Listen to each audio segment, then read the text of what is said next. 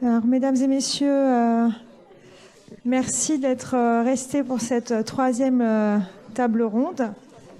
Donc, nous sommes deux animateurs pour cette table ronde. Donc, je suis Perrine Laporte, je suis chargée de mission tourisme à la région Occitanie et en charge notamment référente pour le tourisme culturel et patrimonial à l'échelle des 13 départements de la région.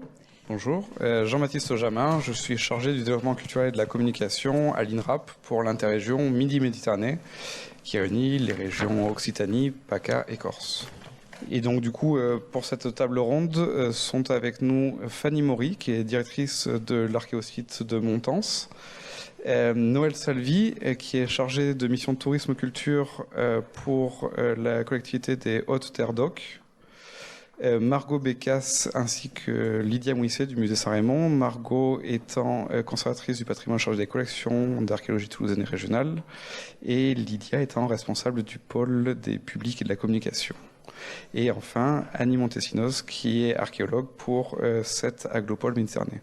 Donc notre sujet cet après-midi, ça va être de travailler sur les partenariats qui peuvent être menés entre les collectivités et les archéologues. Donc on a dans nos intervenantes finalement des archéologues qui sont salariés de collectivités. Donc l'idée c'est de comprendre comment elles travaillent en réseau et comment les collectivités s'emparent de ce sujet aussi pour en faire un pôle d'intérêt pour leur territoire, qui soit un pôle d'attraction pour les habitants ou pour les visiteurs et les touristes également. Du coup, pour ouvrir cette table ronde, il m'a été proposé, et je remercie les organisateurs de cela, de présenter quelques cas, quelques illustrations réalisées par l'INRAP en Occitanie. Effectivement, la thématique de la table ronde est tout à fait évocatrice pour moi, dans la mesure où, parmi mes missions, dans le cadre des missions précisément fixées à l'INRAP, par la loi instituant la création de cet Institut national de recherche archéologique préventive en 2002, il y a le fait que l'INRAP concourt à l'enseignement, à la diffusion culturelle et à la valorisation de l'archéologie. Et donc, de fait,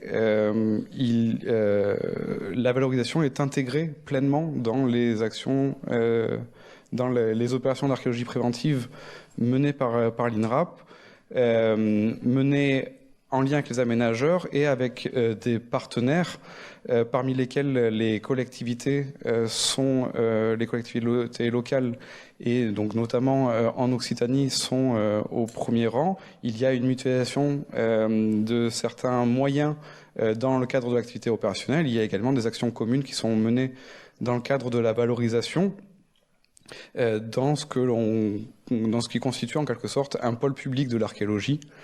Dans la continuité de cette logique-là, qu'effectivement j'ai sélectionné quelques exemples d'opérations qui ont été menées en lien avec notre thématique. Donc la valorisation des opérations d'archéologie, elle peut s'inscrire dans un circuit court, une notion sur laquelle on reviendra par la suite, avec un premier temps qui est celui de la fouille. Vous avez à l'image quelques illustrations de ces valorisations au moment de la phase terrain de la fouille, avec une porte ouverte à Nîmes, avec une visite de scolaires sur un diagnostic à Eos dans le Gers, des animations également qui ont lieu en classe dans le cadre de ces opérations. Les collaborations sont parfois plus poussées avec des projets EAC réalisés en concertation avec différentes structures. Vous avez une image du projet qui a été réalisé, la fouille qui a été réalisée en commun avec les collégiens du collège Victor Hugo à Narbonne, situé à proximité d'ici. Également la photo d'une opération qui a eu lieu hier matin avec des lycéens de Perpignan, autour d'un projet de valorisation, précisément visant à la réalisation par ces lycéens de courts-métrages. La valorisation en circuit court, elle s'inscrit également dans la logique d'une diffusion à laquelle sont évidemment associées les collectivités, notamment lorsqu'elles sont aménageurs. Il y a également un second temps après la fouille où cette valorisation patrimoniale, elle prend la forme de plusieurs collaborations possibles, avec un format tel qu'une conférence. Vous avez ici un exemple à Thuir, où un aménagement avait eu lieu, et où effectivement, à la demande de la municipalité, nous étions intervenus pour expliciter le cadre de l'intervention, en plus des premiers résultats, des premières découvertes. Il y a également la possibilité d'intégrer une signalétique pérenne, comme c'est le cas dans le Gard. On participe à des opérations locales. Ici, à illustrer des événements à Maillac, où, dans le cadre d'une programmation dédiée à Odette Tafanel, l'INRAP avait été sollicité. J'ai croisé tout à l'heure le responsable de la Villa Loupian. Effectivement, on intervient dans le cadre de leur programmation annuelle, que ce soit avec les Augustales ou bien au travers de prêts d'exposition, des ressources que l'on met à disposition des collectivités. Les expositions, on y participe également au travers d'un commissariat scientifique. Il y a également une question sur laquelle on pourra revenir par la suite, qui est celle de la valorisation des collections. Donc voilà un petit aperçu, un petit éventail des actions réalisées par l'INRAP dans le cadre de l'archéologie préventive, en lien avec les collectivités. Et ce sont autant d'illustrations qui, je pense, vont trouver un écho dans la présentation de nos intervenantes, à commencer par la première d'entre elles, qui est donc la Fanny Maury, qui est la directrice de l'archéosite de Montans, à qui je laisse la parole. Merci. Bonjour à tous. Tout d'abord, je remercie la région de m'avoir invitée pour présenter l'expérience de l'archéosite de Montans. L'archéosite de Montans, c'est donc un musée d'archéologie qui est dans le département du Tarn et qui est en fait un service de la communauté d'agglomération Gaillac-Groyer, qui est représenté par 56 communes du nord-ouest du Tarn, autour des rivières Tarn et d'Adoux. Le musée existe depuis 1995 et il est destiné à valoriser à la fois le site archéologique de Montans, qui est connu pour sa période gauloise et romaine, mais également de fait de sa vocation intercommunale à valoriser le patrimoine archéologique de l'ensemble du territoire intercommunal. Le musée a la particularité d'être doté d'un parc qui permet également de pouvoir proposer, organiser ou participer à des projets d'archéologie expérimentale qui se font ponctuellement en fonction des projets de recherche. L'autre spécificité du musée, c'est qu'à 200 mètres de là est adossé un centre de conservation et d'études. Alors, ce centre de conservation et d'études est l'héritier du dépôt de fouilles, bâti également en 1995, parce que dès l'origine, l'archéosite était établi sur ces deux pôles, à la fois médiation, diffusion au musée et conservation et recherche au centre archéologique. Ce bâtiment est destiné à accueillir le versement de collections archéologiques qui proviennent de l'ensemble du territoire intercommunal. Donc CCE, donc Centre de conservation et d'études, depuis 2013, il était rapidement plein et fait actuellement l'objet d'une extension qui permet de pouvoir plus que doubler les espaces de conservation des collections et également de pouvoir travailler sur la fonctionnalité des espaces en aménageant tout simplement des salles d'études, des salles dédiées à la conservation des métaux, des matériaux organiques et à l'ensemble des fonctions d'accueil des chercheurs.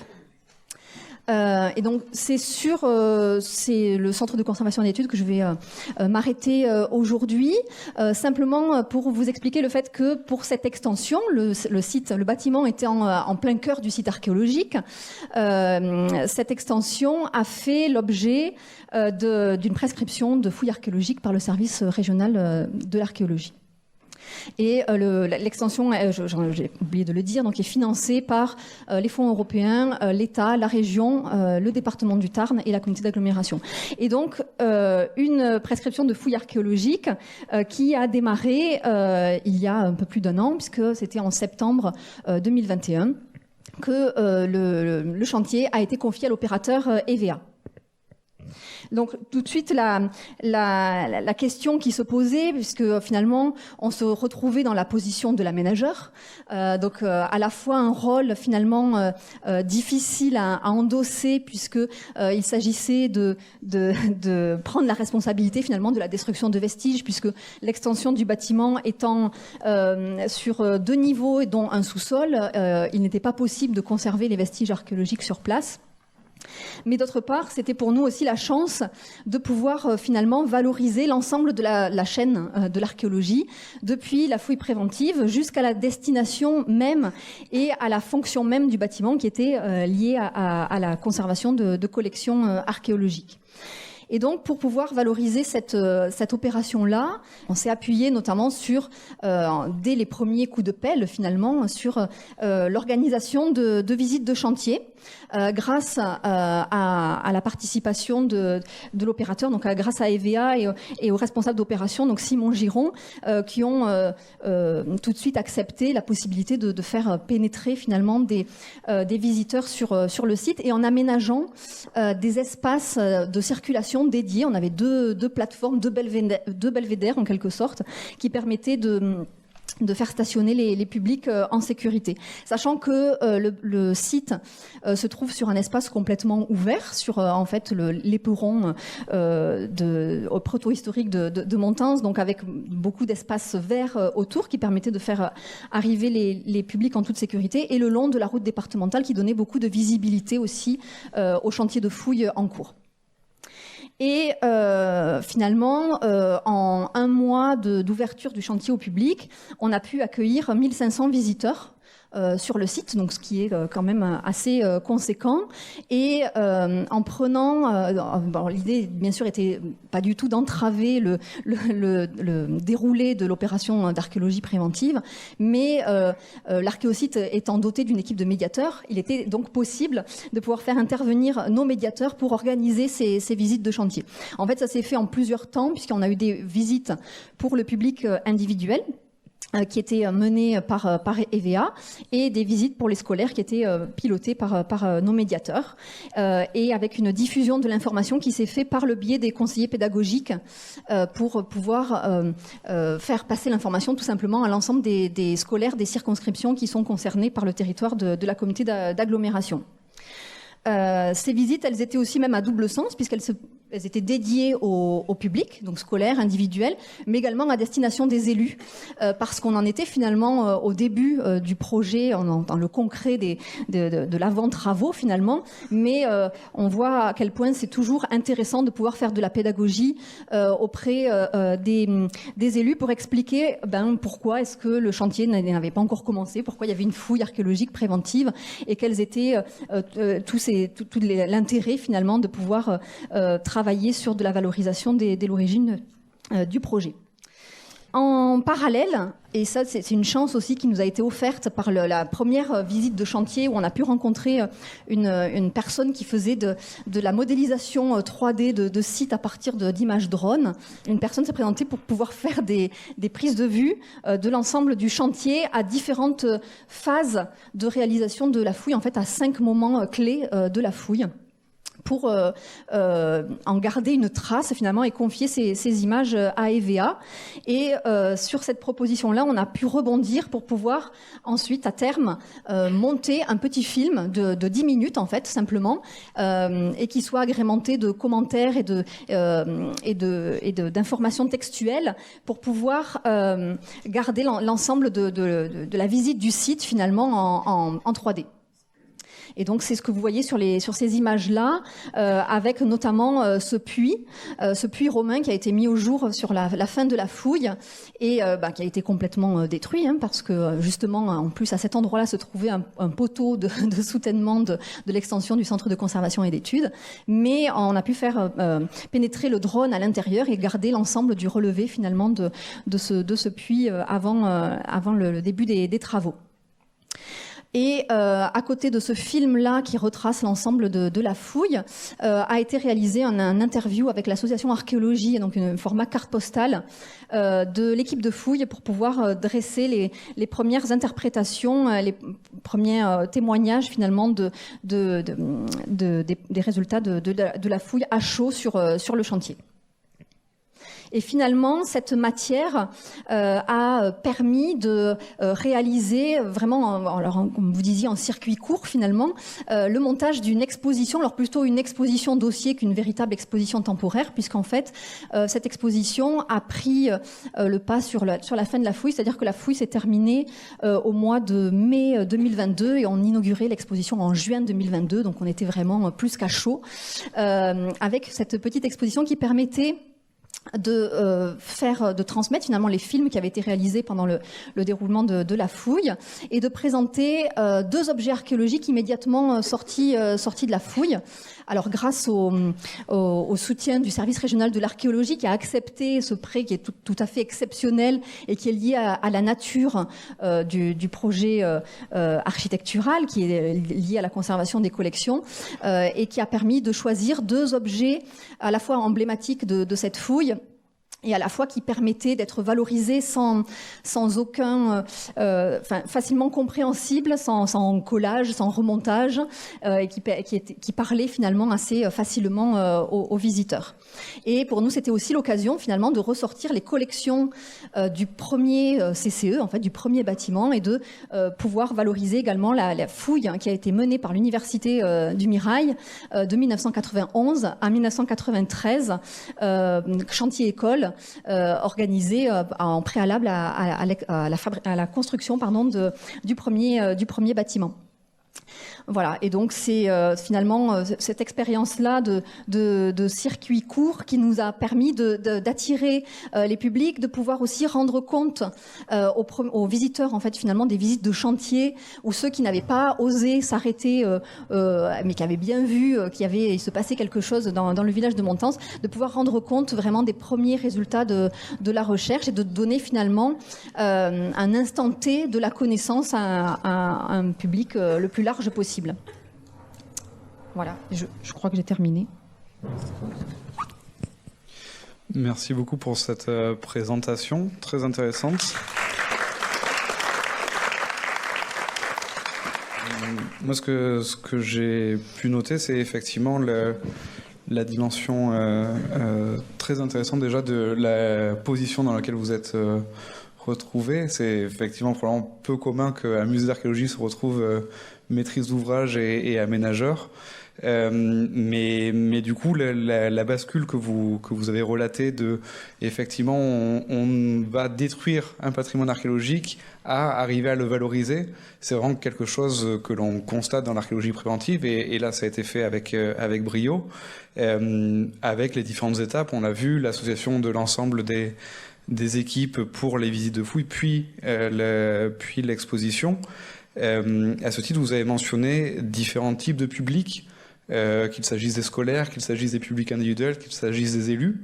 Est-ce que peut-être que vous pouvez nous partager les retours au-delà du chiffre de fréquentation que vous avez évoqué, de quelle manière la population a adhéré à cette présentation, à cette valorisation immédiate, puis dans un temps assez court? Oui, alors, les retours étaient plutôt bons. Alors, c'est difficile de savoir si les personnes qui sont venues visiter le chantier de fouilles sont revenues ensuite au musée, mais on a quand même quelques échos qui nous laissent penser que oui, c'était le cas. On a aussi organisé pendant les journées de l'archéologie, donc en fait au démarrage de l'exposition, une conférence par Simon Giron, donc le responsable de l'opération. Et on a bien vu que des personnes avaient suivi un petit peu ça a duré un an, finalement un an de fouilles quasiment. Et donc on a suivi quand même une participation des publics tout au long de cette année-là. Bien, merci. On va écouter à présent Madame Salvi, Noël Salvi, qui est chargée de mission tourisme et culture au PETR Haute-Terre d'Oc et qui va nous parler de la route des statues menhirs sur le territoire héroltais. Donc bonjour à tous, merci à la région et à la DRAC d'avoir invité le PETR Haute-Terre d'Oc. Donc moi je suis Noëlle Salvi, chargée de mission tourisme et culture au pôle territorial des Hautes-Terres d'Oc. Donc on est sur 2 départements, le Tarn et l'Hérault. Et je suis en charge notamment du projet de territoire en lien avec le patrimoine mégalithique et du réseau de la route des statues menhirs d'Occitanie. Alors, avant de rentrer dans le vif du sujet, je vais vous parler un peu du territoire parce qu'effectivement, Hautes-Terres d'Oc, je pense qu'il n'y a pas beaucoup de personnes qui connaissent. Donc, on se situe sur l'un des derniers contreforts du Massif central. Donc, je vous l'ai dit, sur 2 départements, le Tarn et l'Hérault, au cœur du parc naturel régional du Haut-Languedoc. Et on est composé de 2 communautés de communes, Sidobre, Vals et Plateaux et la communauté de communes des Monts de la Côte, Montagne du Haut-Languedoc. Et en convention sur la partie culture et tourisme, je travaille également avec la communauté de communes Toré Montagne Noire. Donc sur ce territoire en fait rural, on a un patrimoine culturel assez emblématique. En effet, il abrite 70 statues menhirs sur les 157 statues menhirs du groupe Rouergat et Haut-Languedoc. Donc un groupe qui se situe au sud du département du Tarn, donc sur les monts de la Cône, dans l'Aveyron et au nord-ouest de l'Hérault. Et donc en fait, c'est la plus grande concentration de statues menhirs de France. Voilà, donc ce patrimoine remarquable à résonance européenne est donc un point majeur du patrimoine culturel local.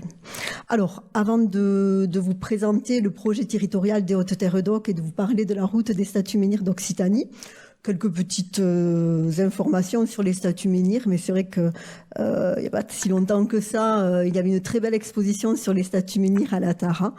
Donc elles sont vieilles de plus de 5000 ans, et donc la plupart datent de la fin du néolithique, autour du 3e millénaire avant notre ère. Les statues menhirs sont les plus anciennes sculptures de grand format représentant la figure humaine, et elles sont connues en Europe occidentale. Donc elles se distinguent des autres mégalithes par leurs traits anthropomorphes, gravés et sculptés sur les 2 faces, et également elles sont représentées des attributs et des objets qui sont reconnaissables. Donc même si parfois le trait est très fin ou très schématique, le visage est toujours très figuré. Il est souvent indiqué par les 2 yeux et le nez est limité par un trait qui peut se confondre parfois avec un collier. Et donc la bouche, par contre, elle est rarement représentée. Donc les archéologues ont genré donc ces stèles selon les accessoires et les attributs qui sont figurés. Donc armes type poignard, hache ou arc et flèche pour le sexe masculin, et seins, longue chevelure et collier pour le sexe féminin. Et au niveau des 2 sexes, on a souvent la présence donc d'une ceinture. Donc ce sont des sculptures qui sont énigmatiques. Elles soulèvent toujours de nombreuses questions. Donc quelle était la motivation de nos ancêtres pour graver, pour tailler ces statues menhirs? Est-ce que c'était pour jalonner un itinéraire, honorer des défunts ou bien vénérer des héros? Bon, le doute subsiste. Voilà, donc là je vous ai mis sur ce diaporama 2 belles statues menhirs. Donc la Dame de Saint-Cernin qui se trouve au musée Fenaille. Donc c'est l'une des premières à avoir été découverte par l'abbé Hermé en 1900, et également la statue menhir de la Jasse de Terral qui se trouve sur la commune de Miole dans le département du Tarn. Donc, le pôle territorial des Hautes-Terres d'Oc s'est saisi du sujet des statues menhirs en partenariat avec la DRAC SRA, la région Occitanie, les départements du Tarn, de l'Aveyron et de l'Hérault. Et donc, on a été accompagné également par le Conseil départemental de l'archéologie du Tarn et du service départemental d'archéologie de l'Aveyron. Et donc, nous avons élaboré avec les élus, avec les chargés de mission culture du territoire, un projet territorial en 5 objectifs principaux. Donc, c'était contribuer à la connaissance, à la conservation et à la valorisation de ce patrimoine, faire reconnaître l'emprise du PETR Hautes-Terres d'Oc comme un territoire de statues menhirs, faire découvrir ce patrimoine de façon attractive, vivante, artistique, au plus grand nombre et à la population locale, et faire de ce patrimoine un véritable outil de développement culturel, touristique et économique, et enfin inscrire le territoire dans de vastes horizons de partenariat et d'échanges culturels. Donc notre projet de territoire comprend 2 axes, la connaissance et la conservation, et le deuxième, c'est la valorisation en lien avec le projet scientifique et culturel du centre d'interprétation des mégalithes à Murat-sur-Vèbre. Donc ce volet valorisation a vocation à mobiliser et à animer le territoire sur cette thématique en sollicitant en fait la création artistique, en créant des événements culturels, tout en impliquant les artisans, les écoles, les collèges et les lycées. Donc, la mise en place de ce projet de territoire a été possible grâce aux travaux de recherche des bénévoles, des archéologues, des universitaires, également des anthropologues, des scientifiques du laboratoire de recherche des monuments historiques, de la DRAC SRA et de l'INRAP. Donc, je vais vous décliner assez rapidement ces 2 axes.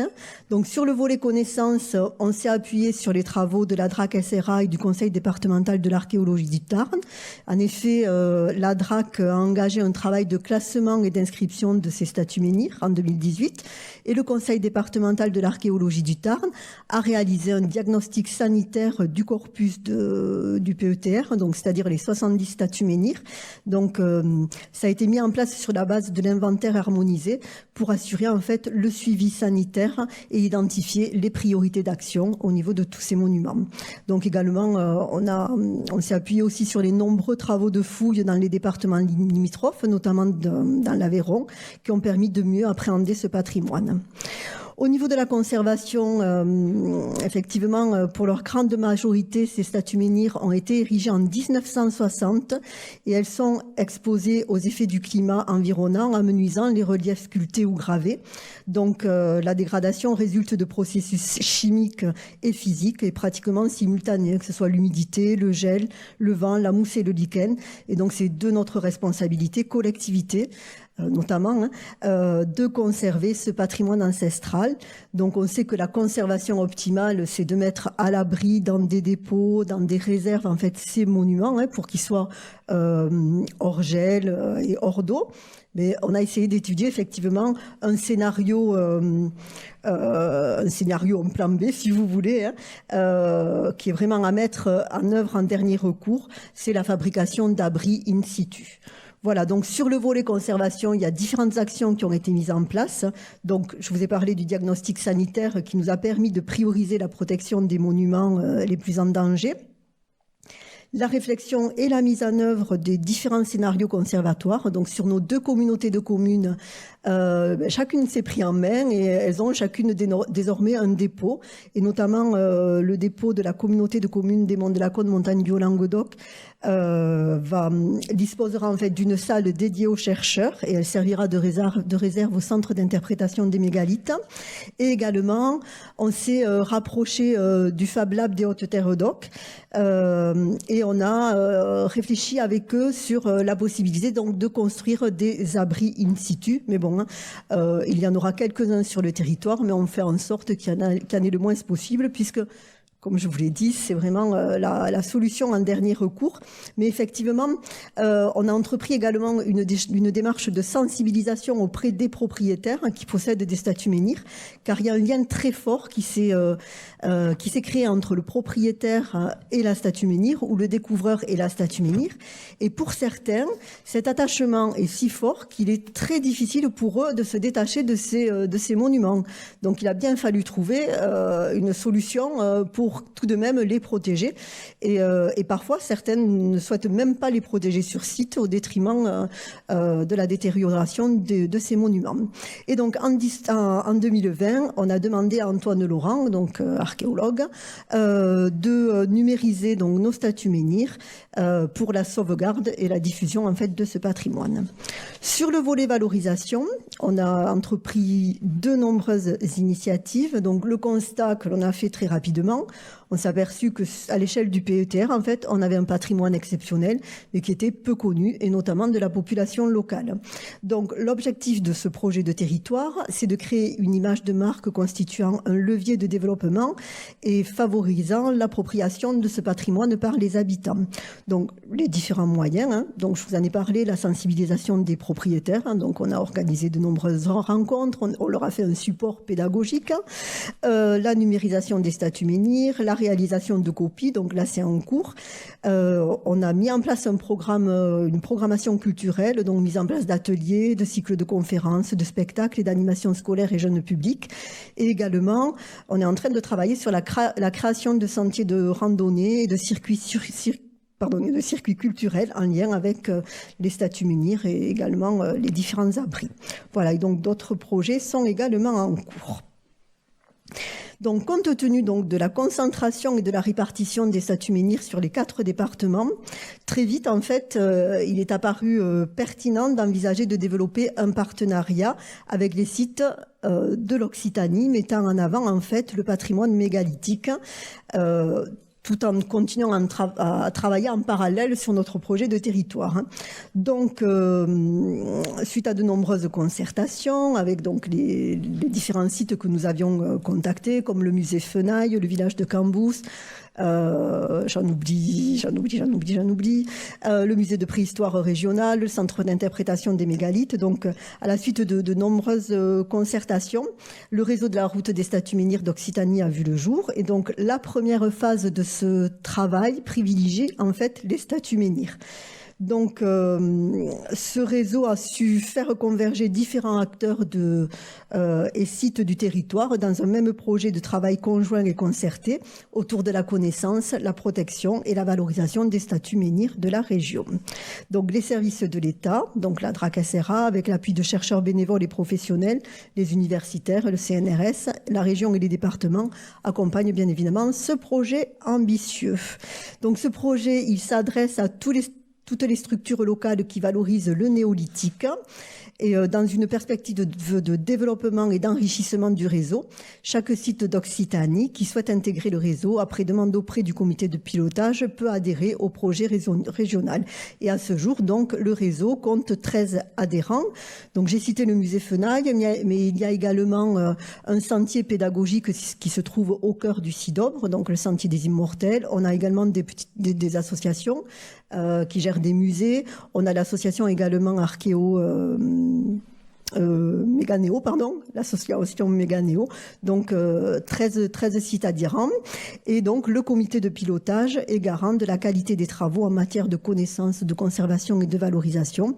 Et son objectif premier est de mettre en lumière la richesse du patrimoine des mégalithes d'Occitanie à l'échelle régionale, nationale et européenne. Donc, pour parvenir à ce rayonnement, au rayonnement de ce patrimoine, donc on a entrepris un éventail d'actions depuis 2022. Donc, on a travaillé sur la création de contenus médiatiques, photothèques, vidéos, la création d'une carte numérique des sites adhérents et qui précise en fait les 157 emplacements des statuts menhirs avec pour chacune une fiche d'identité. Donc, cette carte a été réalisée par le service numérique de la région. On a également créé un site internet sur lequel on peut découvrir effectivement cette carte numérique. On anime une page Facebook. On a mis en place une signalétique pour identifier les sites du réseau. On a également un document d'appel. On travaille sur une plaquette touristique. Et on met en place également une programmation culturelle. Donc 2022, ça a été l'année de l'inauguration de notre réseau. On a valorisé la programmation des sites qui participaient au JEA. Et 2023, donc c'est dimanche prochain, dimanche 23 avril, nous organisons en fait la première journée grand public du réseau, donc qui s'intitule Sur la route des statuts menhirs d'Occitanie, étape 1, donc à Saint-Pons-de-Thomières, où là, de 10h à 18h, il y aura de nombreuses conférences, des ateliers démonstrations, des ateliers pour enfants, des expositions et des visites guidées. Et également, dans le cadre du réseau, donc on a travaillé sur le montage d'une exposition itinérante. Voilà. Et donc, dans cette dynamique, on va continuer à mettre en place différentes actions.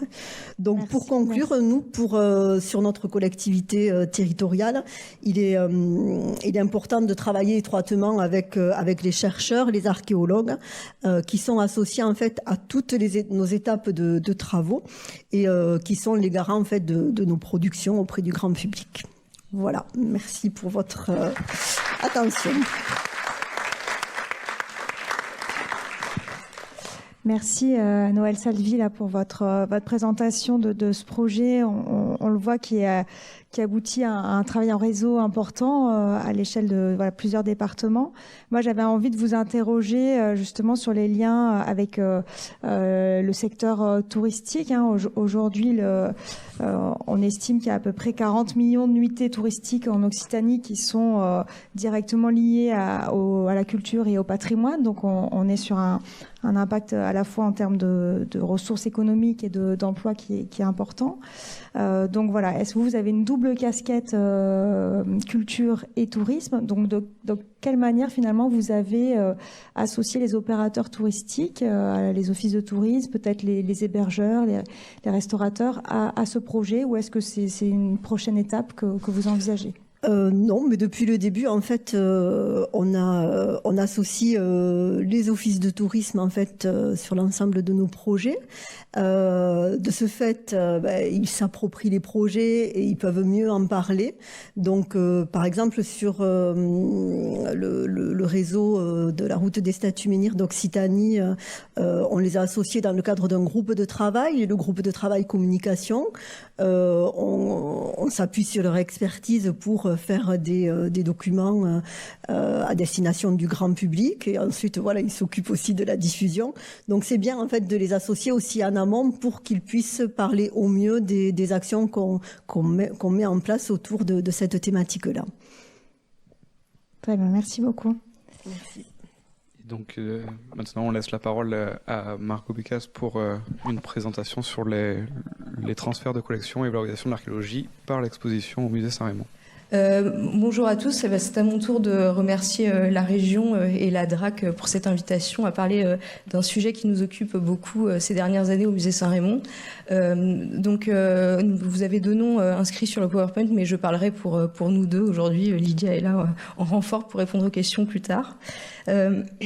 Donc j'ai décidé d'axer la présentation de la valorisation de la recherche archéologique au musée Saint-Raymond sur la question des transferts de biens archéologiques mobiliers, question qui est étroitement liée à celle de la mise en exposition de ces collections.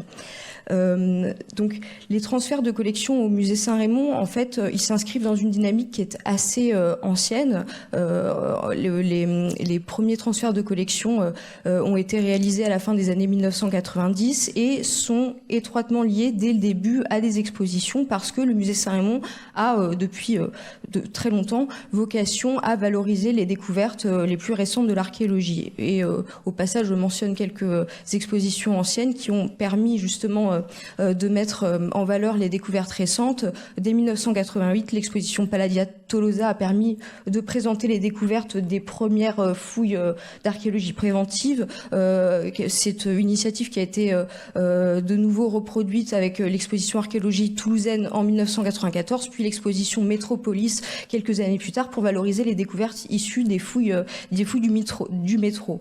Donc c'est vraiment une démarche extrêmement ancienne, et ces expositions se sont accompagnées justement de versements de mobilier qui ont eu lieu après coup. Et la caractéristique de ces transferts, c'est qu'ils étaient à l'époque sanctionnés par des conventions de dépôt. Donc ce sont des collections qui n'ont pas été officiellement intégrées à l'inventaire du musée.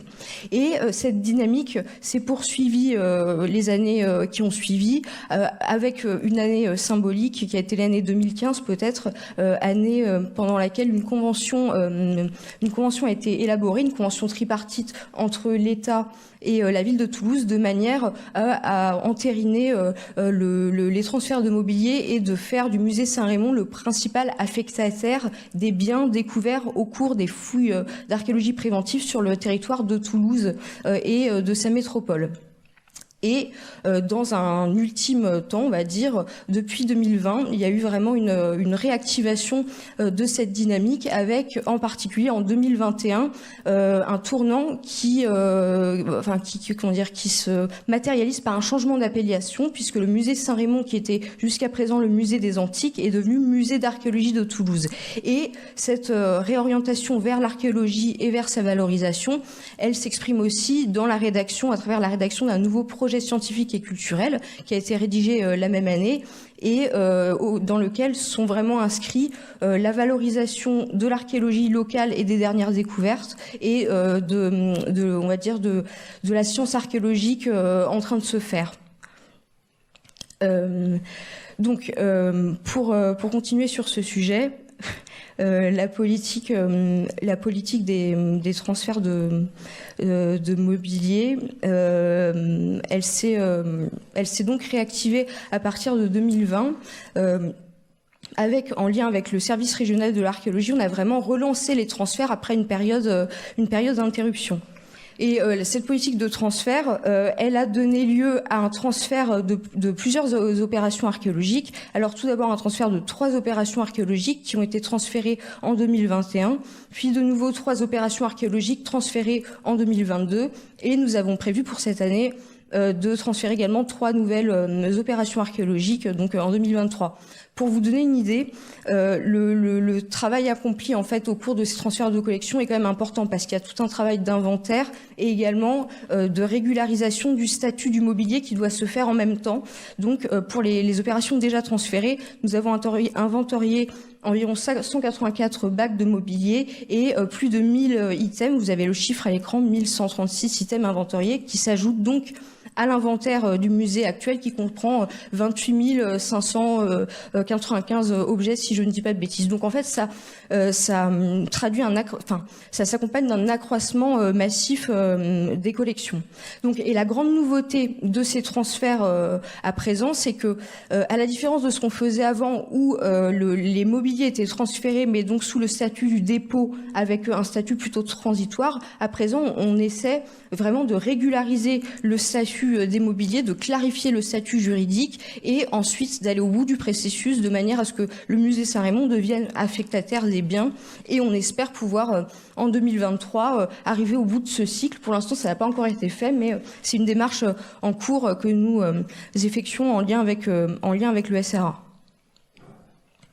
Donc, pour revenir sur cette politique de transfert, je pense qu'il faut vraiment insister sur un aspect, c'est que c'est une politique qui s'articule autour de 2 axes. Il y a d'une part l'axe de la régularisation des anciens transferts de mobilier, c'est-à-dire que au musée Saint-Rémy, je pense comme dans beaucoup de musées d'archéologie, il y a un passif qui s'est constitué justement sur le fait d'accumulation de mobilier qui n'ont pas été inventoriés, le statut de propriété qui n'est pas clarifié. Donc il convient vraiment, avant d'accumuler les collections, de continuer à régler en fait ce passif, et c'est vraiment un des axes de notre politique de transfert, donc régulariser les dépôts existants.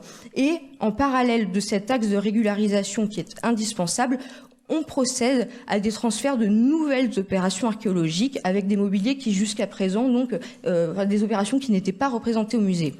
Ces opérations archéologiques, alors là, on est vraiment, on parle de circuits courts, on parle de découvertes récentes. Je dois quand même insister sur le fait que les opérations que l'on transfère au musée Saint-Rémy dans le cadre de ces nouveaux transferts, ce sont des opérations qui ont pu être effectivement réalisées dans les années 2010, donc qui sont somme toute assez récentes, mais également des opérations réalisées un peu plus tôt, dans les années 2000, voire dans les années 1990. En fait, notre objectif, c'est vraiment, on va dire, de prioriser les transferts d'opérations majeures, c'est-à-dire d'acquérir les mobiliers issus de fouilles qui ont livré vraiment des données fondamentales pour la connaissance du territoire toulousain et de l'histoire justement de ce territoire. Donc de cette manière, en fait, on priorise vraiment les transferts. On ne peut pas tout transférer et on sélectionne des opérations de manière à pouvoir procéder à la régularisation des autres opérations en parallèle.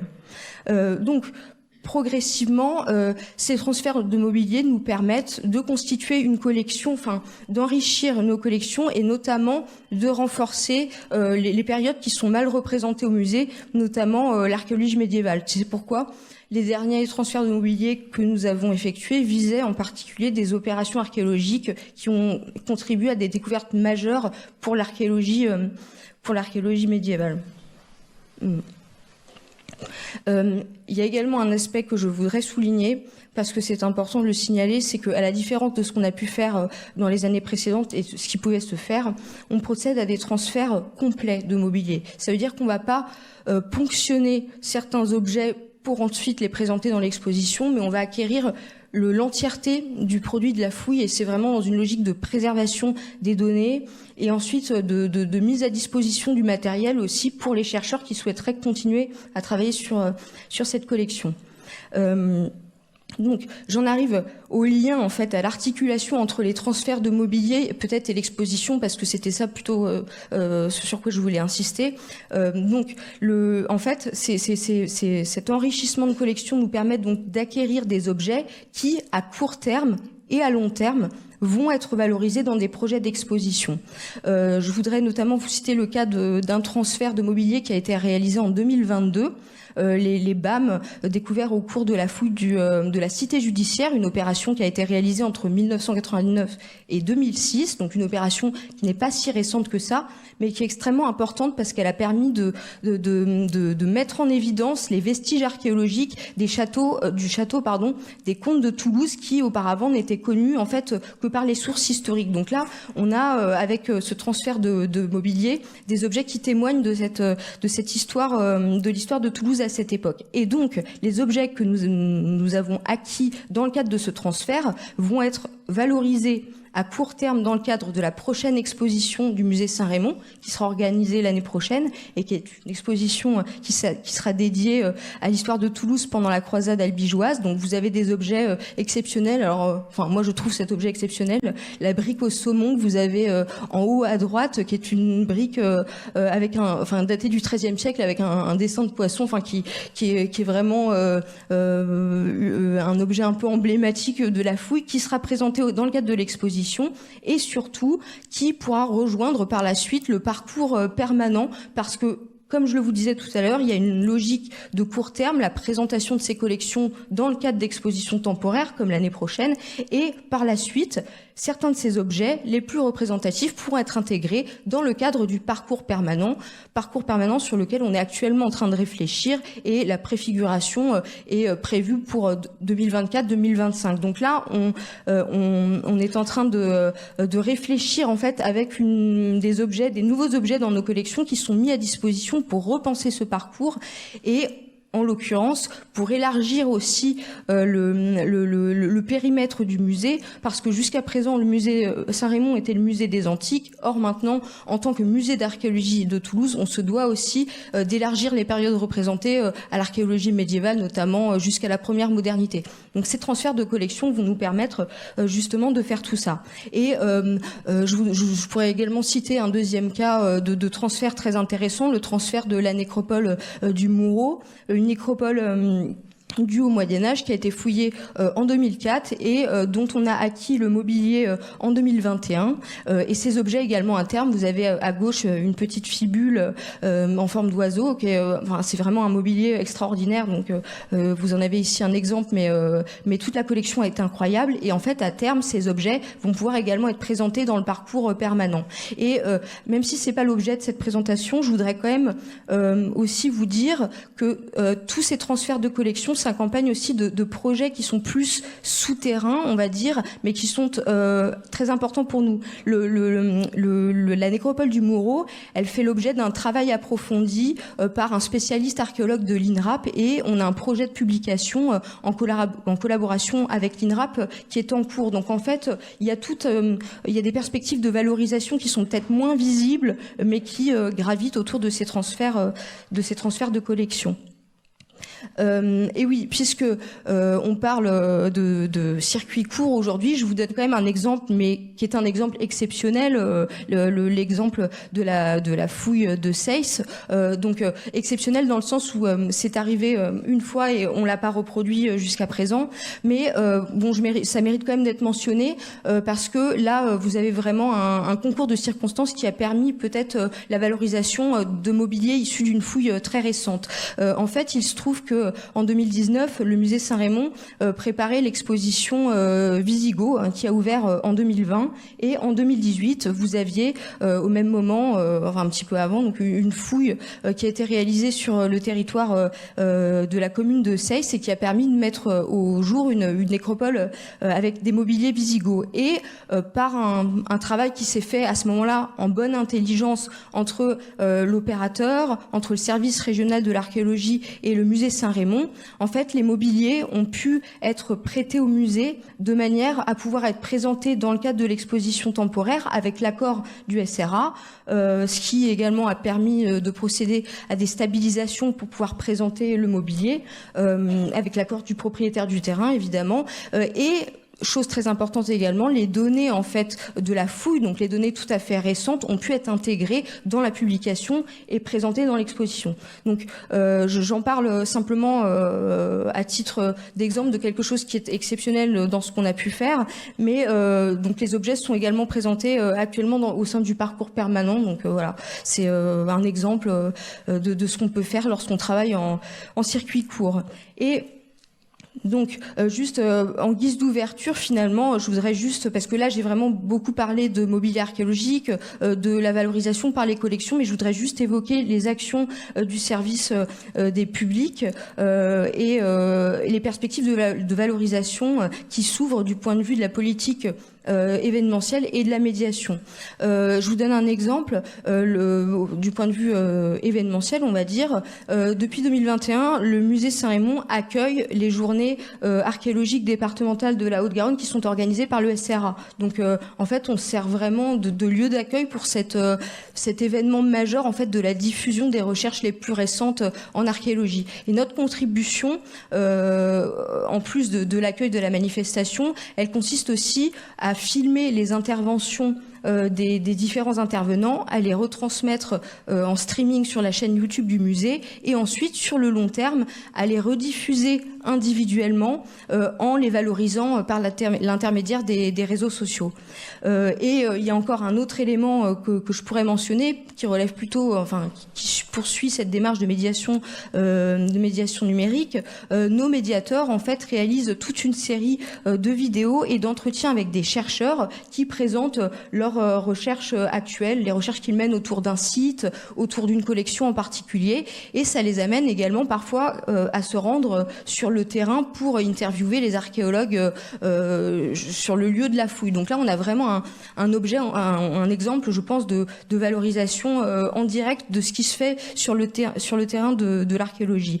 Et ces vidéos, donc, elles sont ensuite retransmises sur la chaîne YouTube du musée également, de manière à pouvoir proposer à notre public en fait un format de médiation qui est accessible et à leur permettre de se familiariser progressivement et de la manière dont ils souhaitent avec les découvertes de l'archéologie sur le territoire de Toulouse et de sa métropole. Je pense que je vais m'arrêter là.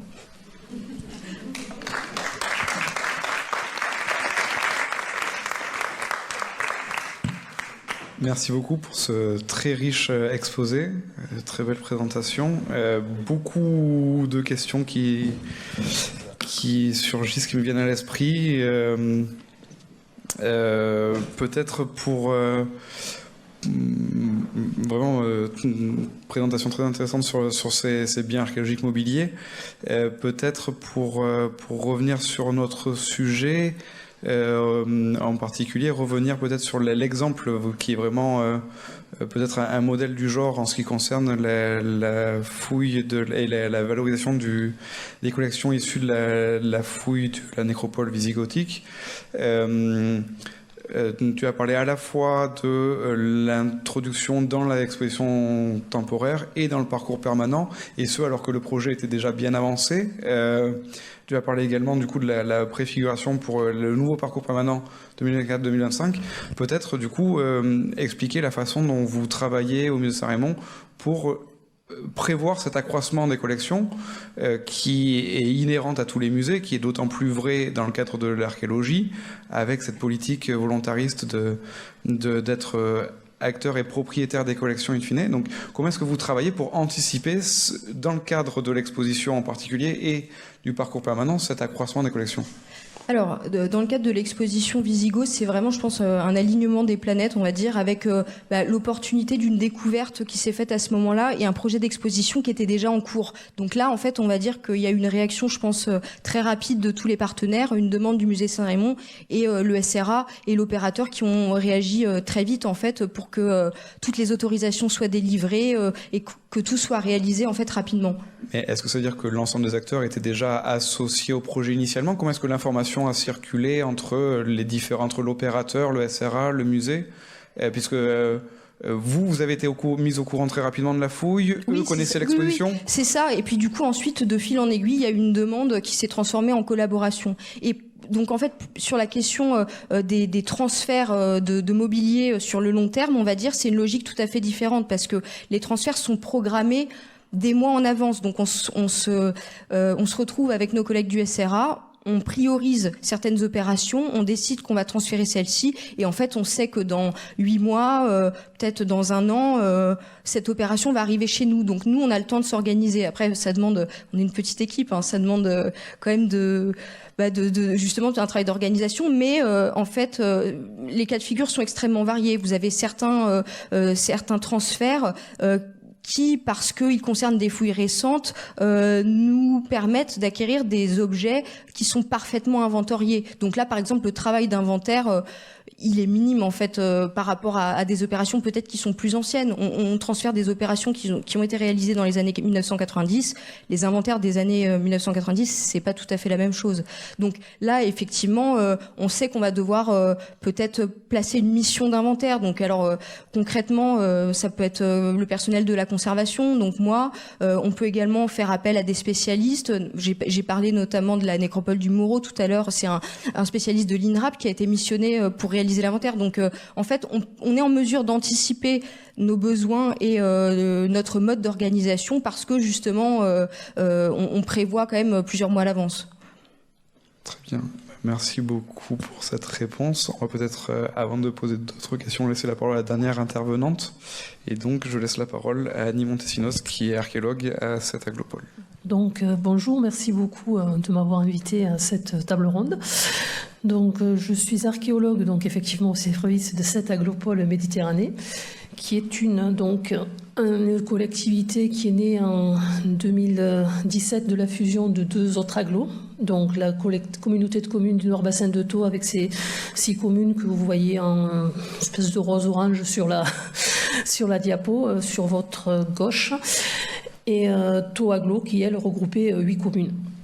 Donc on a actuellement 14 communes pour un territoire à peu près de 310 mètres carrés, ce qui est assez, je veux dire en termes d'archéologue, c'est assez sympa de travailler sur un territoire bien précis puisque ça nous laisse la possibilité de voir l'évolution de l'archéologie dans le temps et de valoriser un territoire qui reste quand même assez restreint.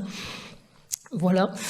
Donc, suite à cette fusion, la nouvelle collectivité ainsi créée a fait le choix de garder l'archéologie préventive dans ses compétences supplémentaires, puisque c'était un héritage de la CCNBT.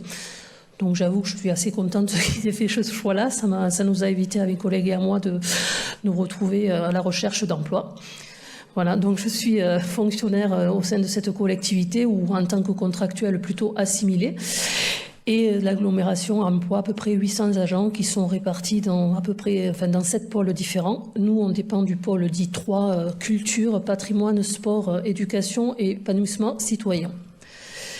Et donc l'archéologie préventive dépend du service patrimoine qui est rattaché au service culture, qui gère un certain nombre de services parmi lesquels certains nous intéressent plus précisément, notamment les médiathèques, le service d'éducation artistique et culturelle. Et dans le service patrimoine et archéologie, nous avons la chance d'avoir un musée de site, le musée Villa-Loupian, qui nous permet, c'est le premier écrin d'un principe de notre valorisation, un musée ethnographique, ainsi que le jardin antique méditerranéen, mais aussi un petit service éducatif. Donc depuis l'année dernière, au mois d'avril, notre service est repassé au jeu de l'habilitation. Et donc on est habilité maintenant pour les périodes néolithiques, proto-historiques et pour l'Antiquité romaine. Et malheureusement, on n'a pas pu garder le volet médiéval et c'est un grand regret pour le service. Alors on espère que peut-être ça va aboutir et ça va se débloquer rapidement.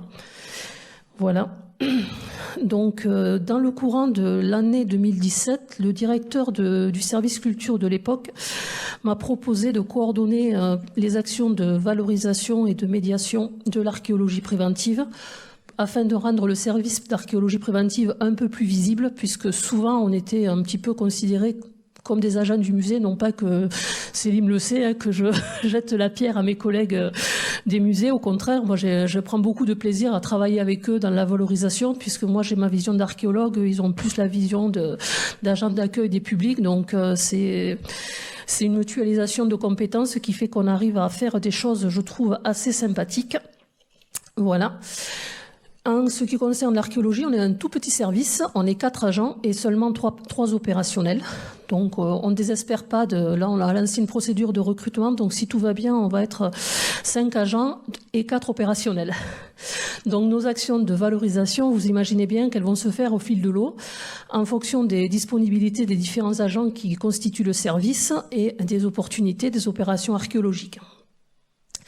Donc en gros, depuis la création du service préventif en 2006 et jusqu'en 2019, les actions de valorisation du service, c'était surtout des conférences, des visites sur les chantiers de fouilles programmés lorsqu'il y avait ce genre d'activité, et plus ponctuellement des expositions. En tant qu'agent de la fonction publique, on participait aussi aux événements portés par le service patrimoine, et notamment lors des Augustales tous les étés. Voilà. Et on pouvait aussi, pour toutes ces actions, bénéficier de l'appui de nos collègues des musées et du service éducatif en fonction de leur disponibilité aussi. Voilà. Donc depuis 2017, on a commencé à mettre en place de nouveaux partenariats et de nouvelles actions. Donc les partenariats en interne, c'est essentiellement avec les services de la collectivité, principalement avec le service communication, les médiathèques et le jardin antique, puisque le jardin antique qui fait partie du patrimoine est un héritage de Toaglou. Et puis en externe, c'est assez récent et c'est aussi une demande qui est venue de l'extérieur avec les services culturels et patrimoniaux des différentes communes qui constituent notre collectivité.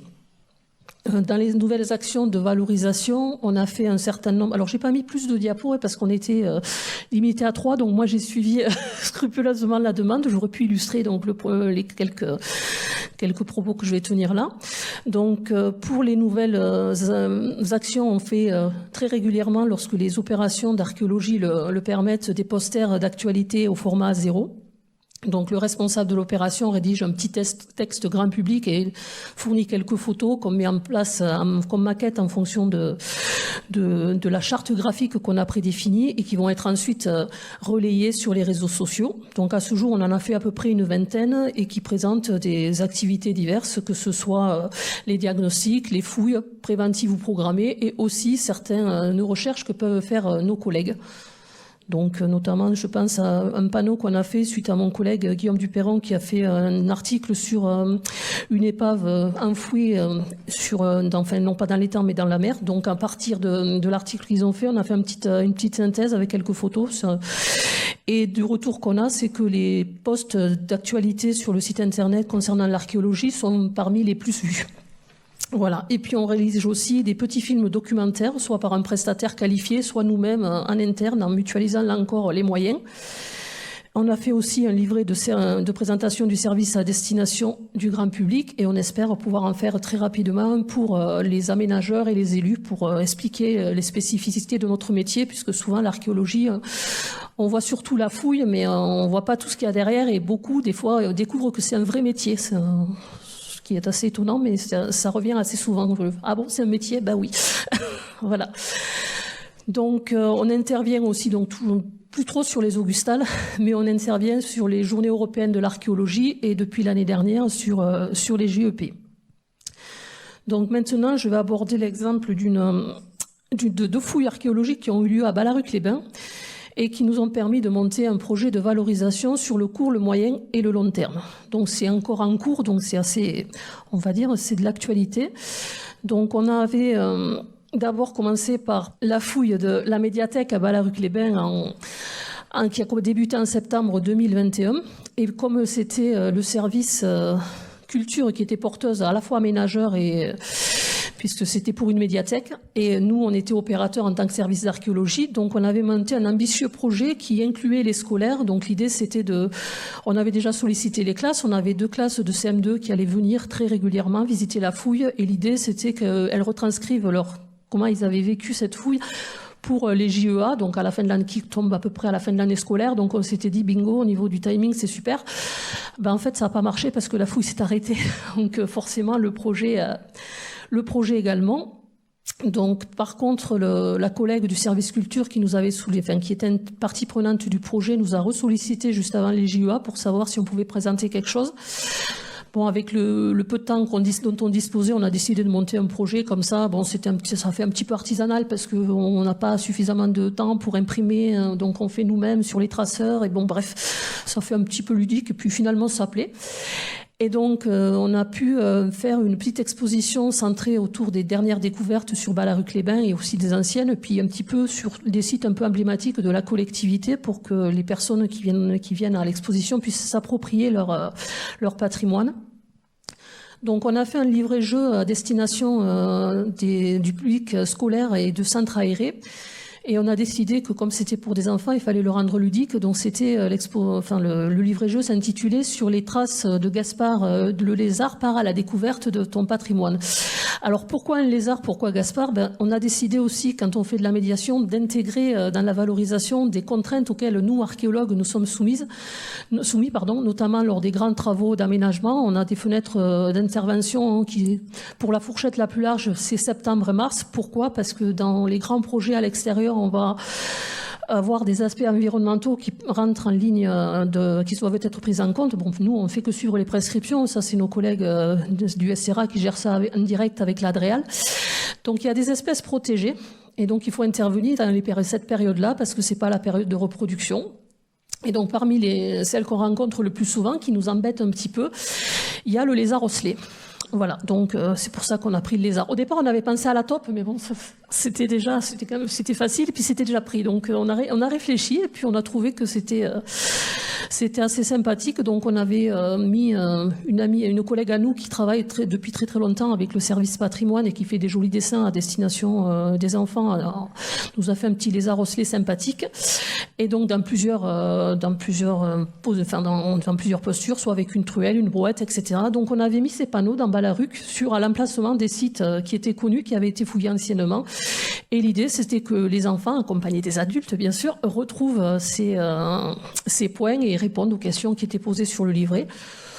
Donc ça s'est bien passé, les enfants étaient ravis, et puis on a fait aussi pareil avec les enseignants, avec des quiz, etc. C'était très agréable, et puis c'est quelque chose qu'on a décidé de pérenniser, mais bon, ça va être faire sur le long terme parce que l'agent du service culture avec qui on avait travaillé a décidé de changer de poste, donc du coup là ils ont renouvelé, donc il faut relancer la machine, donc ça prend du temps, mais on désespère pas d'y arriver.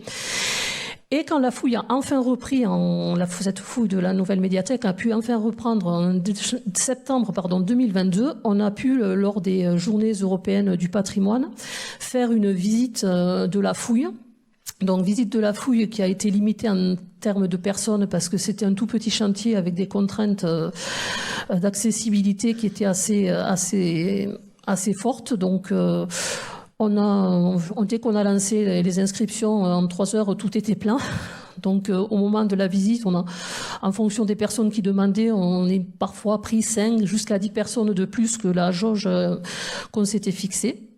Donc la visite, on avait mis ça en 3 temps. On faisait une présentation de l'archéologie, pourquoi on intervient, pour bien expliquer aussi que, contrairement à ce qui se répand, l'archéologie n'empêche pas les travaux, n'arrête pas les travaux. L'archéologie fait partie des travaux, donc théoriquement, tout aménageur, enfin peut-être pas le petit particulier, mais les grandes structures, les grands aménageurs le savent. Donc c'est quelque chose qui fait partie intégrante du projet d'aménagement, au même titre que le choix des matériaux. Donc on n'empêche pas les fouilles, on ne les arrête pas. On sauvegarde ce qu'il y a. Bon, forcément, on le détruit, mais on le détruit par l'étude, on le sauvegarde. Et une fois qu'on a fini la fouille, les aménageurs peuvent intervenir. Si on arrête les travaux de fouille, ce qu'on explique, c'est que c'est très très rare. Il n'y a pas beaucoup de cas où ça se passe. Et souvent, on a déjà pu intervenir avec des collègues des espaces naturels qui ont expliqué que eux, ils avaient une force entre guillemets d'arrêt des travaux largement supérieure à la nôtre. Donc ça, c'est ce que je trouve sympa dans cette collectivité, c'est qu'effectivement, on ne fait pas que de l'archéologie. On a des missions qui sont, moi, c'est les diagnostics et les fouilles, mais je fais de la médiation, je fais plein d'autres choses à côté, donc il faut arriver à jongler avec le temps. Mais on a aussi l'avantage d'avoir d'autres services qui sont impliqués dans les travaux sur lesquels on intervient. Et je sais pas, je trouve que c'est des échanges qui sont assez constructif. Et donc tout ça aussi, c'est des choses qu'on valorise auprès du public pour montrer que c'est un métier qui se limite pas que à la fouille, à la découverte du bel objet, à l'exposition du bel objet. C'est là le côté sympa du boulot, mais voilà, ça vient pas comme ça par hasard. Voilà. Donc sur cette fouille, il y a eu aussi, quand cette fouille s'est terminée, on a enchaîné sur une autre fouille. Cette fois-ci, non pas sur le centre civique, le centre thermal de Ballaruc-les-Bains à l'époque romaine, mais sur une nécropole d'époque romaine. Donc là aussi, on a voulu faire une visite grand public et puis finalement, ça s'est avéré assez difficile, même si les sépultures, c'est vachement plus vendeur. Pour avoir fait les visites sur les deux fouilles, c'est vachement plus vendeur pour le public que l'habitat. Bon, ben voilà. Et du coup, ça a rencontré quand même, on a pu faire des visites en interne pour montrer à nos collègues de la collectivité ce qu'on faisait. Et puis aussi, on a fait une visite pour les élus de la ville de Ballaruc, puisque c'était une demande, pour cette fouille-là, c'était une demande, ça faisait partie des demandes du cahier des charges de ce que demandait l'aménageur. Donc, suite à la visite des élus de la ville de Ballaruc-les-Bains, nous avons été contactés par le cabinet du président, puisque le président a souhaité lui aussi participer à la visite de cette nécropole. C'est ce que vous voyez sur votre gauche. Voilà. Et puis sur votre droite, c'était sur votre droite, sur votre gauche, c'était les portes ouvertes lors des JEP. Donc, vous voyez, c'était assez contraint comme fouille. Et là, c'était pareil pour la nécropole. Donc voilà, on fait quand même, lorsqu'on fait ces petites fouilles-là, des posts très réguliers sur les réseaux sociaux qui montrent l'avancée des opérations et puis on répond aux questions que peuvent nous poser les personnes sur les réseaux. Donc ça, c'est pour le court terme. Sur le moyen terme, on est en train de préparer une exposition pour les JEA, donc toujours en partenariat avec le service culture de la ville de Ballaruc-les-Bains, dont le titre, la thématique a été toute trouvée, monde des morts contre monde des vivants. Voilà. Et donc, on a demandé au SRA si on pouvait exposer quelques objets, alors pas tout, mais quelques objets assez représentatifs, en tout cas de la première fouille.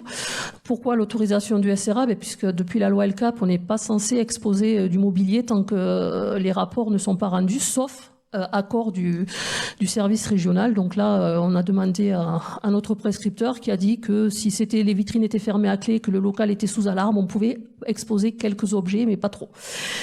Voilà.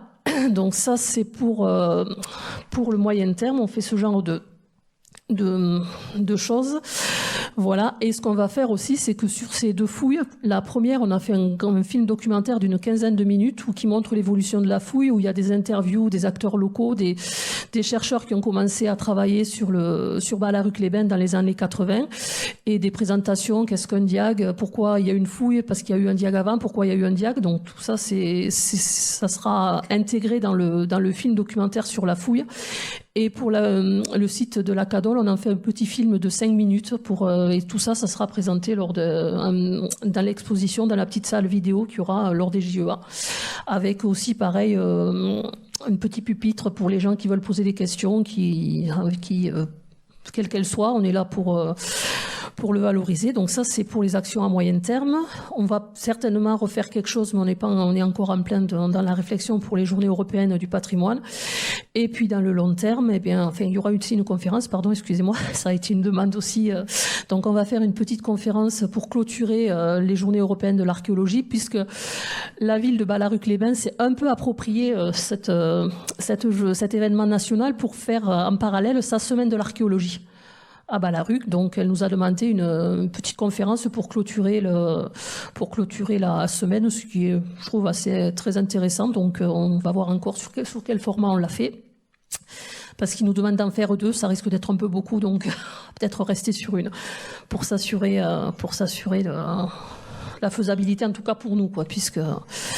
Et enfin, sur le long terme, bien sûr, il y aura des expositions une fois que tous les résultats de la fouille auront été bien digérés, des conférences, et l'idée aussi, puisqu'on a trouvé quelque chose d'un peu particulier au niveau des Alains du Pin, quelques graphites, bon, j'en parle pas plus, mais ça sera de créer, donc avec la collègue qui étudie, qu'on est en train de recruter, qui étudie ces graphites, et les collègues du service éducatif, du service patrimoine, de faire un petit atelier pour les enfants autour de l'écriture latine et grecque.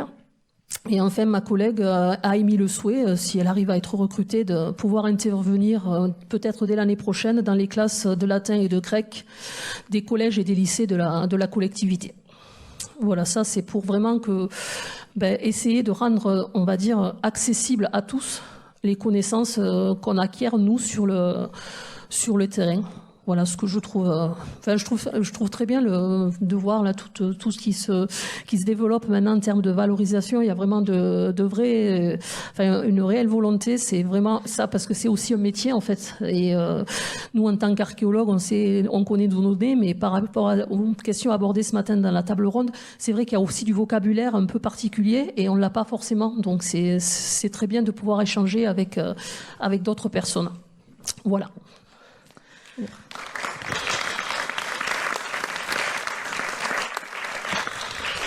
Merci aussi pour ce focus sur votre travail et comment vous le valorisez auprès du public. Vous travaillez dans un territoire qui est très touristique, à la fois sur le littoral et puis sur le public thermal. Là, vous avez parlé tout à l'heure d'une conférence à Ballaruc. Est-ce que vous pouvez nous en dire plus justement sur ces liens? Est-ce que vous arrivez à créer des liens entre archéologie et tourisme, à mettre un petit peu en tourisme, voilà, la valorisation de l'archéologie. Et puis, est-ce que finalement l'archéologie peut être aussi un nouveau vecteur d'attractivité pour le territoire sur lequel vous exercez? Pour ce qui concerne le tourisme, nous, on n'a pas vraiment de lien direct avec les OT de la collectivité. Après, c'est sûr que avec ces 2 fouilles-là, je pense qu'il y a les résultats sont quand même assez sympas. Donc, je pense qu'il y aura de quoi effectivement envisager des partenariats pour valoriser ce patrimoine et pour peut-être attirer aussi à travers l'archéologie. Mais c'est vrai que, comme vous le faisiez remarquer, on est un territoire très touristique et pas simplement pour le thermalisme. Il y a aussi tout le petit côté local avec pour la fouille de la médiathèque, quand elle a été interrompue, il y avait quelques questions de problématiques techniques, mais il y avait aussi une histoire de comment on se trouve à la limite entre les eaux thermales, l'eau de mer, l'eau potable. Il y avait une question de peut-être percer une de ces nappes, donc soit perdre l'eau potable, soit perdre l'eau thermale. Donc comment dire, c'était un enjeu assez compliqué. Est venu à ça le passage de l'Adréate qui a remarqué qu'il y avait des fuites au niveau des canalisations d'évacuation des eaux usées, entre autres, et il n'y a pas que ça. Donc en fait là, quand ils ont arrêté la fouille, c'est aussi pour ça, parce qu'on s'est dit, ils ont dit à 2 mois des fêtes de Noël, si jamais on pollue les temps et que les huîtres sont impropres à la consommation, ça risque de pas mal, noircir l'image de l'archéologie. Déjà qu'on considère qu'on empêche les travaux, si en plus le repas de Noël. Voilà, c'est ça. Donc oui, peut-être effectivement, je pense que, mais ça sera des pistes à explorer en interne, soit avec nos collègues du patrimoine, soit plus largement avec le service culture. Voilà. D'accord, merci beaucoup. Il reste quelques minutes pour des questions de la salle sur les 4 interventions qu'on a écoutées cette fin d'après-midi. Monsieur Vaginet.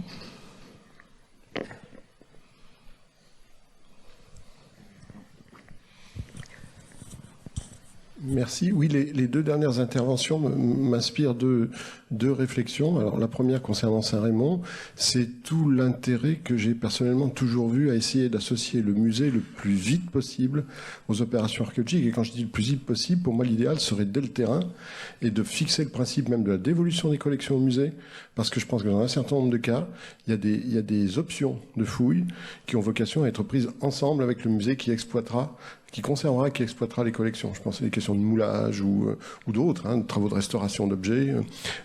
Donc voilà, tendre vers cette solution-là me paraîtrait effectivement extrêmement salutaire. C'est pas facile, mais je pense que ce serait salutaire. Et concernant votre service, moi ce qui me frappe, c'est pas pour moi une nouveauté, bien au contraire, mais c'est la spécificité de ces services archéologiques collectivités que vous êtes, c'est de faire de l'archéologie citoyenne. Vous êtes implanté dans un territoire, vous êtes immergé dans la vie de la cité et vous passez effectivement de la recherche à la médiation de manière plus ou moins fluide, mais en tout cas avec cette implantation, cette immersion, cet ancrage dans le territoire. Ce qui est quand même très très propre au service de collectivité et qui peut paraître vraiment votre grande force. Et c'est ce que j'ai toujours personnellement expliqué à des collectivités qui pouvaient hésiter à créer un service archéologique. Je pense que là, c'est un point important. Alors, pour répondre à Monsieur Vaginet, en fait, le service d'archéologie préventive n'est pas, il n'est pas né comme ça, en fait, par hasard. Il est né la genèse de ce service est très très longue. Elle a commencé dans les années 80 quand des jeunes étudiants qui maintenant sont proches de partir à la retraite ont commencé à exploiter le territoire de Loupian, de Balaruc, etc., etc. Donc bon, pour ne pas le citer, Monsieur Pelcuer et aussi Monsieur, j'ai mangé son nom, tu peux. Lugan, Marc Lugan. Et Yuri est venu un peu plus tard. Il est un peu plus bébé par rapport à Christophe et à Monsieur Lugan. Tu peux. Donc voilà, en fait, il y a eu de gros travaux de fouilles. Mais en fait, ça a été aussi une conjoncture qui a fait que les bons acteurs qui se rencontrent au bon moment, donc ces chercheurs et puis aussi l'adjoint à la culture, quand les premières fouilles ont commencé de la ville de Loupian, qui s'appelait Monsieur Christian Turel, qui ensuite est devenu maire de Loupian et qui donc a vraiment poussé pour que ce patrimoine, cette villa soit mise en valeur. Et c'est comme ça qu'il y a eu en France, il y a eu quelques postes d'archéologues communaux, et il y en avait un donc à Loupian. Et Monsieur Turel était quand même quelqu'un qui a du nez, qui était visionnaire, puisque dès qu'il y a eu les premiers syndicats mixtes qui se sont créés, il a transféré la gestion du musée à ces syndicats, parce qu'il avait peut-être déjà réfléchi que ça serait compliqué pour une commune de porter ce projet sur le long terme. Et donc comme ça, de fil en aiguille, c'est rentré dans la CCNBT. Et puis après 2001, quand il y a des travaux qui ont commencé à être portés en interne par la collectivité, c'est posé la question de pourquoi pas le faire en interne. Et c'est comme ça que le service est né.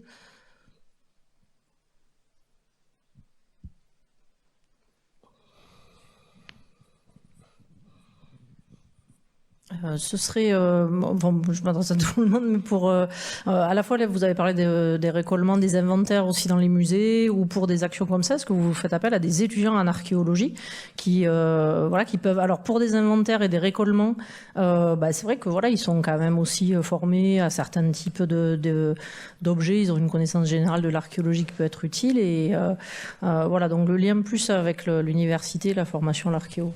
Alors c'est une bonne question. Une piste en fait que effectivement on peut envisager. On va dire que comme cette dynamique de transfert elle est assez récente, Pour le moment, on a utilisé d'autres méthodes. Donc concrètement, les moyens internes, on a des élèves conservateurs du patrimoine aussi qui viennent travailler avec nous pour faire du récollement et de l'inventaire. Hein. Donc c'est pas le même type de profil, mais ce sont des gens qui sont en formation. On a fait appel à des spécialistes, mais effectivement, enfin c'est quelque chose, c'est une piste qu'on pourrait tout à fait explorer. Mais je pense en gardant en fait en tête le fait que l'étudiant est là aussi pour se former, donc il faut choisir un périmètre restreint pour qu'il puisse travailler sur une collection en particulier. Enfin, alors, je pensais pas tant à des travaux universitaires, ça c'est autre chose, mais que à des étudiants qui ont fait, voilà, et même en CDD plutôt que de prendre, après les masters ou voilà, de faire appel de faire aussi appel à ce potentiel, je dirais, d'étudiants qui ont été formés, qui vont pas tous vers l'archéologie préventive ou qui continuent pas tous vers voilà, qui ont des directions différentes, où les musées, les collectivités, c'est un devenir, mais qui du coup ont un bagage de base, je dirais, pour participer à cet inventaire. Donc je pense qu'il y a les deux. Et je pense qu'effectivement, il y a des liens à développer avec les universités pour effectivement pouvoir voilà, même donner des noms en disant il y a telle personne qui connaît tel mobilier, en fonction des collections que vous rentrez aussi. Mais tout à justement, fait, et des périodes des collections que vous rentrez. Exactement, c'est une piste à explorer en effet. Moi j'avais juste, si personne ne souhaite poser de questions complémentaires, une seconde question suite à l'intervention du musée Saint-Raymond, parce que vous êtes plusieurs à avoir utilisé, parmi les actions de valorisation, à avoir mentionné l'utilisation d'un format qui est celui de la vidéo. Le musée Saint-Raymond, vous l'appliquez en particulier par rapport à une actualité très récente, donc de façon complémentaire au traitement des collections. Est-ce que sur ces vidéos-là, vous avez un retour sur le public que vous arrivez à atteindre par ce biais ? Nous, on s'est lancé dans la vidéo avec le confinement parce qu'on s'est dit que c'était le moment de le faire parce que tout le monde le faisait et mal. Donc, avec les moyens du bord, donc on s'est dit que c'était le moment de le faire parce qu'on n'était pas des professionnels. Et effectivement, dès le début, on s'est dit que l'idée, ça serait peut-être de pouvoir donner à voir au grand public ce qui était l'archéologie en train de se faire. C'est pour ça qu'on a des formats de vidéos qui sont des rencontres qu'on appelle les rencontres avec les chercheurs. Et du coup, ces vidéos, j'ai regardé un peu les stats hier. On a commencé à faire ça depuis 2020. On en a produit à peu près une bonne vingtaine.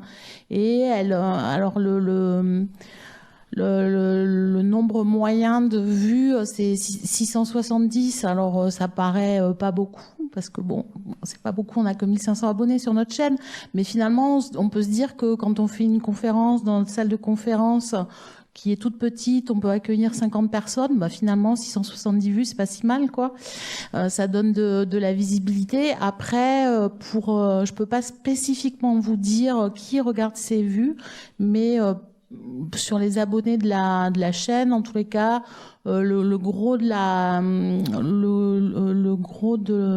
des abonnés, c'est des personnes qui ont entre 30 et 50 ans, on va dire, hein, donc on touche pas les adolescents, mais c'est pas très étonnant.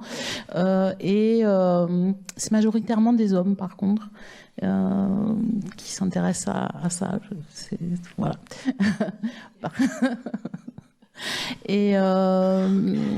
Et c'est d'une vidéo à l'autre, c'est très le nombre de vues c'est très disparate, quoi. Il y a des vidéos qui ont fait plus de 3000 vues. Généralement, c'est quand même les vidéos qui parlent vraiment de Toulouse qui rencontrent le plus grand succès. Merci. Est-ce qu'il y a encore des questions ? Sinon, on va pouvoir conclure sur cette ouverture que vous aviez proposée tout à l'heure. On a vu pendant cette table ronde qu'il y avait de belles synergies à mettre en place pour valoriser cette discipline qu'est l'archéologie, avec de nombreuses possibilités de le faire, avec différentes temporalités. Et on espère que du coup, on va pouvoir développer et mettre ça en place à l'avenir dans nos différentes institutions. Merci beaucoup pour votre attention. Est-ce que Perrine, tu veux... Et merci aux intervenantes d'avoir répondu présentes à l'invitation de la région et de la DRAC pour ce premier forum. Et on vous donne rendez-vous demain pour la journée aussi plus grand public, mais qui est bien sûr tout à fait intéressante pour les professionnels que vous êtes. Une bonne fin de journée.